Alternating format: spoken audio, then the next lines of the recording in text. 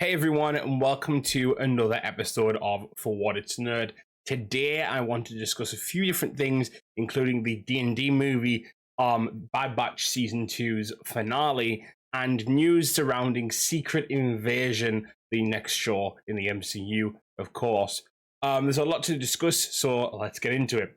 First off, I want to discuss the D&D movie, funnily enough. I watched it Friday night. And I'll be honest, I'm finding it hard to place this movie. I don't think it's bad necessarily. I didn't think it was good either. Why I say that is, it's not a movie that breaks any sort of expectation or breaks any sort of like artful or cultural or like kind of boundary like that's been set by modern art, so to speak. It's nothing phenomenal, but was it a bad movie?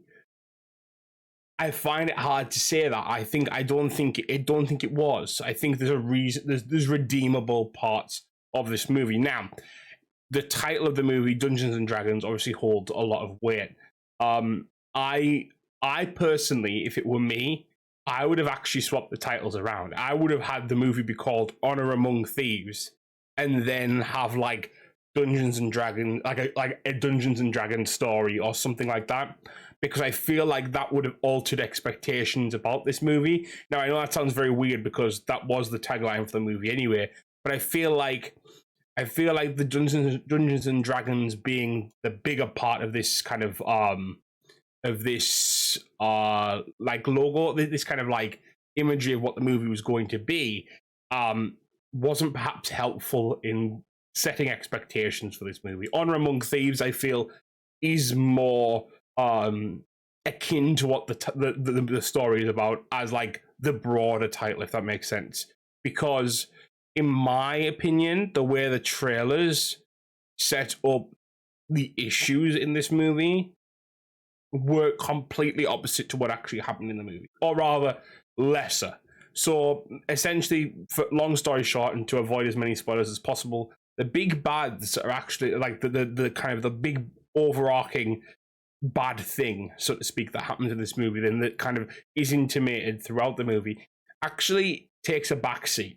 And I don't think that was necessarily a bad thing, because this movie was about character more than about story, which is interesting as a D&D sort of analogy of player over the gameplay sometimes, etc.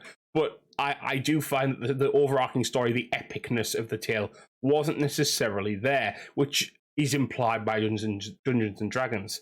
So I kind of felt like at points you had this situation where you were trying to rectify the two parts of the title. But anyway, what I'm trying to say is that the big bad of this piece, the kind of the threat that was being posed by the enemies, so to speak, the red mages in this movie, and I forget the guy's name, but Zaztan or something like that, who essentially was building an undead army.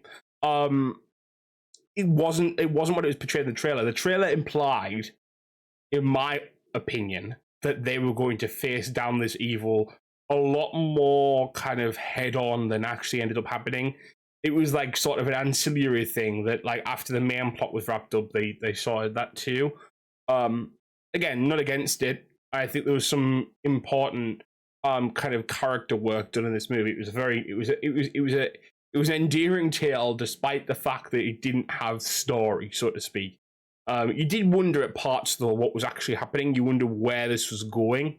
And I feel like some of it came down to a desire to kind of, how do I put it? They wanted to encapsulate Dungeons and Dragons, but sometimes Dungeons and Dragons can be, how do I put it, non-linear, right? As an idea, and it felt like the story suffered from that in parts too. It felt like, and this is maybe a slightly harsh, but it's the easiest way I can kind of describe it. It felt like at points you had 5 episodes of a Saturday morning cartoon fixed together. And yes, there was narrative throughout those, but it felt like at points there was parts of the story that just weren't congruous with the rest. That didn't mean that there wasn't, for example, fun in the movie though. Like there was fun sequences, there was fun parts, there was quite enjoyable parts. In the cinema where I was, there was laughter. People were enjoying it. There was humor in this movie. Justice Smith did a really good job of delivering a lot of humor in this movie. Chris Pine, I don't think he was necessarily bad. I don't think he was great. I think he's done better movies. But he and Michelle Rodriguez, they were the heart of the movie, even though they maybe weren't, they didn't shine fully in this role, so to speak. I think they were still the heart of the movie, primarily because they're sort of the main characters, so to speak, but and the ones we spend the most time with as well. But yeah, I do feel like they didn't shine fully, but it wasn't a bad thing. But it was kind of like it wasn't. It was weird. It's this kind of thing of like it feels like this movie was made with the intention of being as D&D as it possibly could, whilst also appealing to a wider audience. And I think that is where my fault lies in this. For example, the party is made up of, and this can happen obviously in a Dungeons and Dragons game. I'm not saying that you can't have a full party of humans, but the party was made up of two humans, a half elf, and a tiefling that looked essentially human. Now, that sort of, it implies that like that this universe is very mundane, and it's not. They're spell slinging, and they're dealing with Dragonborn and Aarakocra, and there's other species that show up. There's an orc, I believe. There's a lot of things going on in as regards like the characters that show up as like side characters. So it wasn't like they were trying to mundanify D&D overall. They were just doing it with the party, which felt weird to me. I feel like if they had one, and I understand from a CGI perspective, etc., that might have been costly, and so on and so on and so on. But it felt like it wasn't a full, genuine, whilst, let me put it this way, whilst a D&D party could definitely be five-ish. There is a character that comes in later that's also human, by the way. There's like five-ish characters who are human-esque, whereas most parties you will find, I mean, for example, Critical Role, one human and maybe like, for example, I'm currently watching season 2 of Critical Role. I'm a little bit behind on it from ages ago, but a half orc, a human, another human, halfling, a tiefling, but a blue tiefling. What I'm trying to say is there's more diversity there straight away in the party. Now, don't get me wrong, again, like I said, there was diversity in the ancillary characters. In the world building, there was definitely a sense of, yeah, you're in the D&D world. For example, they did mention on numerous occasions stuff like, the main capital of this movie was, you were in Neverwinter, I believe, which I don't know loads about D&D lore. I know bits and pieces, but Neverwinter, there's reference to Baldur's Gate, there's stuff like that. There's the Sword Coast. There's these different things that are mentioned and different things that are intimated, and there is the especially the beasts that show up in D&D, for example, for like the owlbears, for example, and there's others, but that aren't on the top of my head right now. So there was an intention, I think a wholly good intention to, this wasn't an intent, this wasn't them trying to profit, I don't think, off the D&D brand while making something totally different. They were trying to make a D&D movie, but they were trying to appeal to a mass audience. And I think at points that left it thin, because the D&D world has so much richness. Like, there's books and books and books. I mean, I don't even play D&D that often. Like, and the books that I have there are enough to build like 10, 15, 16, 17, 18 campaigns out of them, let's say, something like that. And that's like, that's a large story. And, there was room for it. And like, I get it. It was a fun romp. It was a fun movie. I think it could have done more. And I think it could have better sold itself as what it actually was. Saying that, I did find that they kind of mixed up the idea of what D&D needed to be, but also what a story in fantasy needs to be. Because in this movie, I felt like there wasn't much fighting. Well, there was fighting, but there wasn't much of it.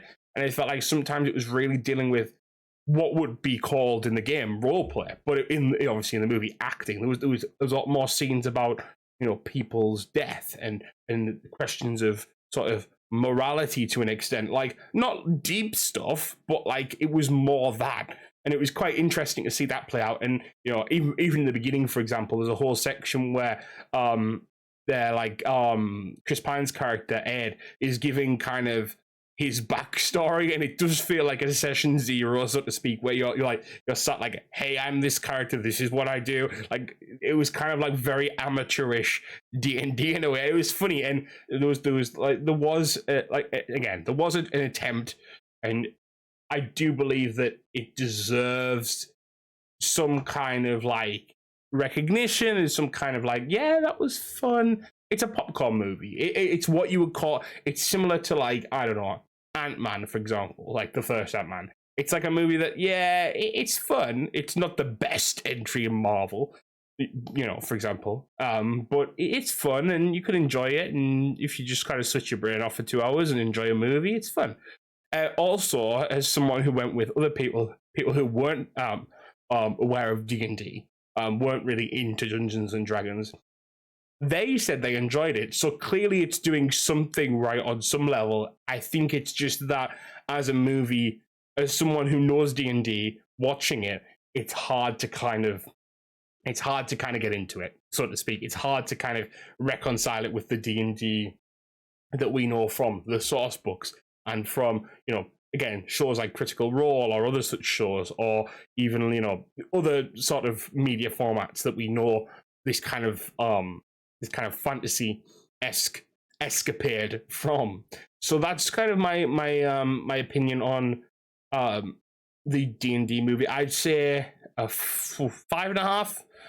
That sounds harsh. I know, but the thing is, I think people skew what a review is more than not, and kind of like suddenly 5 becomes the baseline, 5 to 10 is actually the baseline. Well, I think you need to be using the whole scale, and this movie is just above average. It's good, and there's parts that bring it up there at points, and there's parts that bring it kind of lower. There's a whole sequence, for example, in a graveyard that I won't spoil for anyone who does go and watch it, but it is very funny. It's very it plays into what players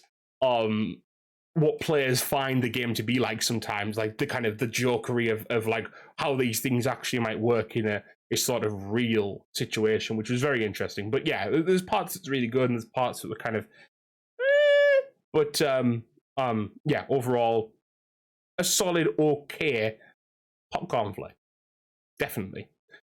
Secondly, let's discuss something slightly different.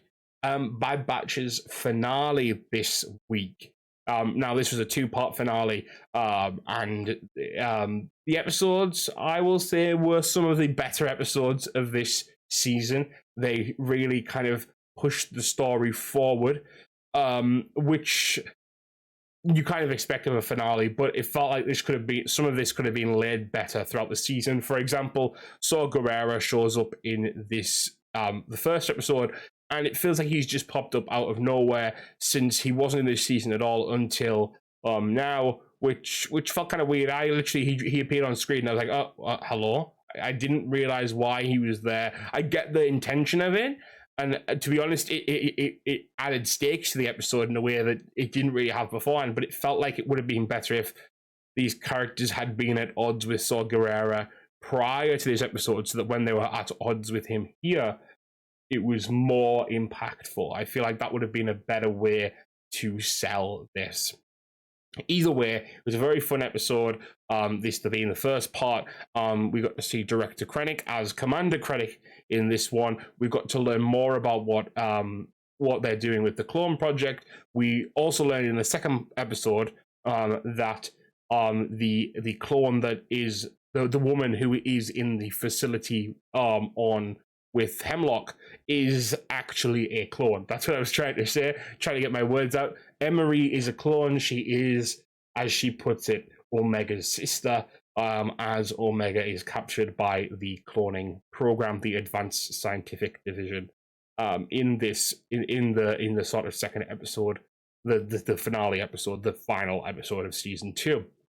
Obviously, the big thing I want to discuss in this episode is the death of a character in this episode, that being Tech. Now, Tech was built up a lot this season. There was a lot of episodes that kind of felt tech-centric or tech involved, which now obviously seems very clear. You know, it's like on like a reality show where they start giving the backstory to the person they're kicking off on that week because they want you to know them before they leave.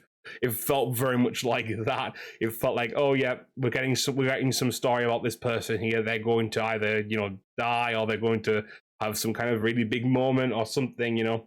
And so I wasn't wholly surprised when it came to it.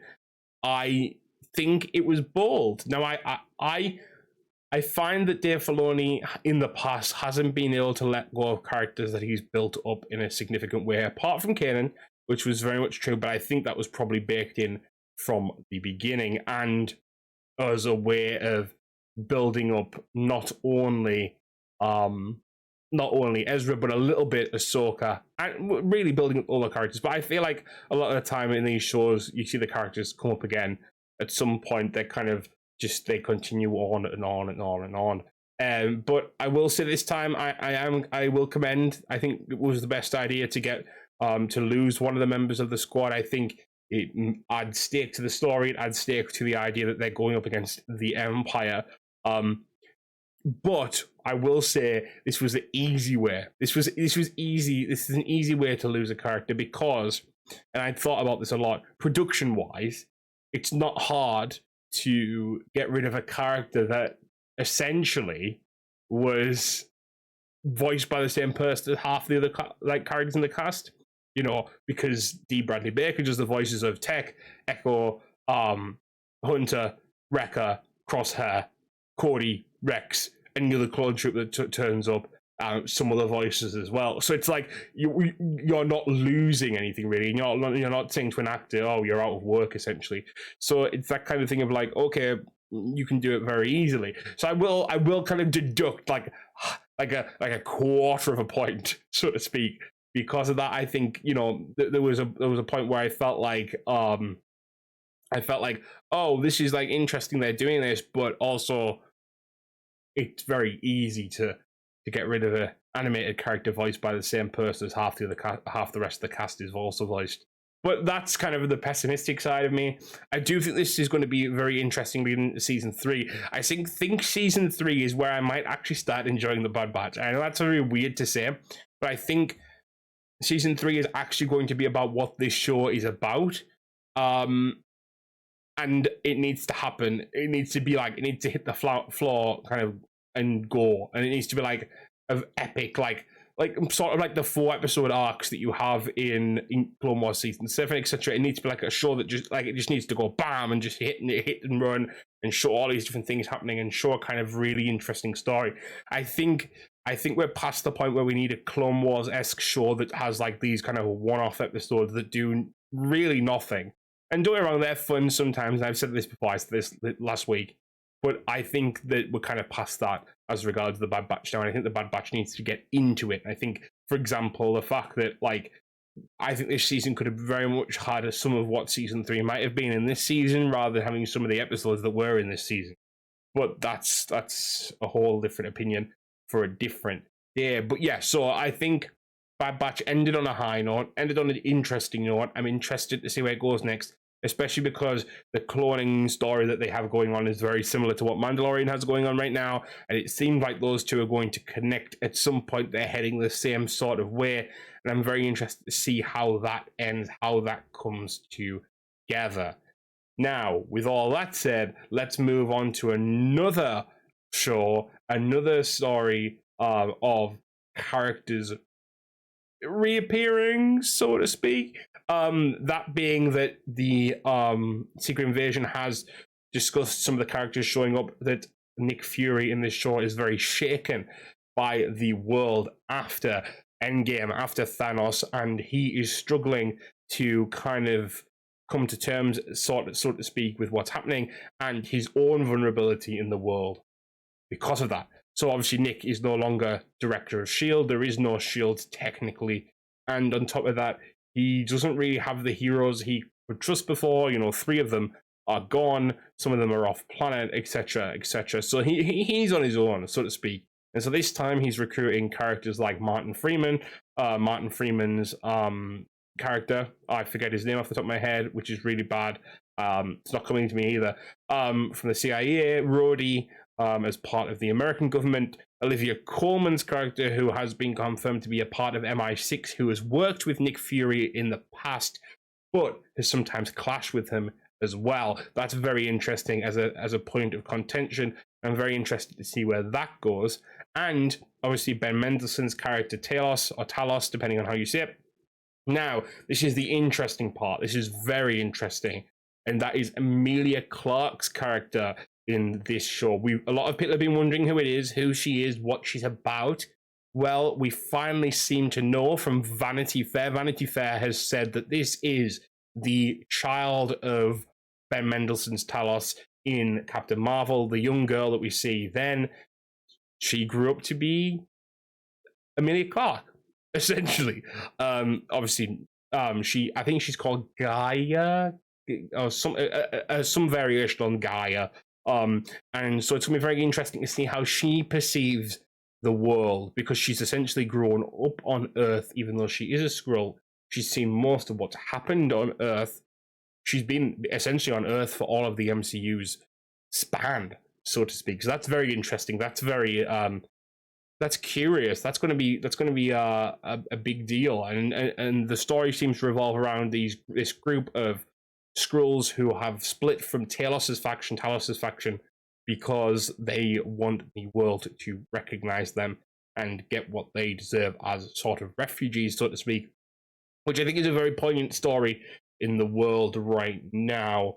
And it also, I hope, follows on from a theme that we had in Captain America and Falcon and the Winter Soldier. I'm sorry, I'm so used to calling Sam a Cap now, like Cap Sam. But yeah, so I hope it kind of follows on with the kind of the repatriation council and stuff like that. I don't think it will necessarily, but I do hope it does, and I hope it does it better, because I feel like that's where Falcon and the Winter Soldier sort of dipped at points, because it didn't keep a consistent level on the idea of refugees and what was going on in the world, and as a kind of mirror to the real world, so to speak. But I'm very excited for Secret Invasion anyway. You're seeing Kobe Smulders return as Maria Hill as well. You're seeing, obviously, Samuel L. Jackson. You're seeing Martin Freeman, Don Cheadle, Olivia Colman, which is very exciting for me, Emilia Clarke, Ben Mendelsohn. The cast is star-studded for this show, and not just star-studded, but incredibly good actors in this show. So that's going to be very good to see develop.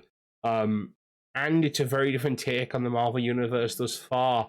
A kind of more, I don't describe it, noir seems incorrect, but that sort of vibe. It's a little bit more intelligent spy thriller sort of thing, and it's Winter Soldier-esque, but it's human at its center, and it feels like a darker Agents of S.H.I.E.L.D. in a way, a kind of more mature Agents of S.H.I.E.L.D., which is interesting because there has been rumors that some of those characters may return in this, which obviously we don't know at this point. But I'm very excited to see what comes of Secret Invasion. I'm very happy with what's happened in the Bad Batch, of course, and the D&D movie. If you want to watch it, it's okay. Thank you guys, as always, for watching.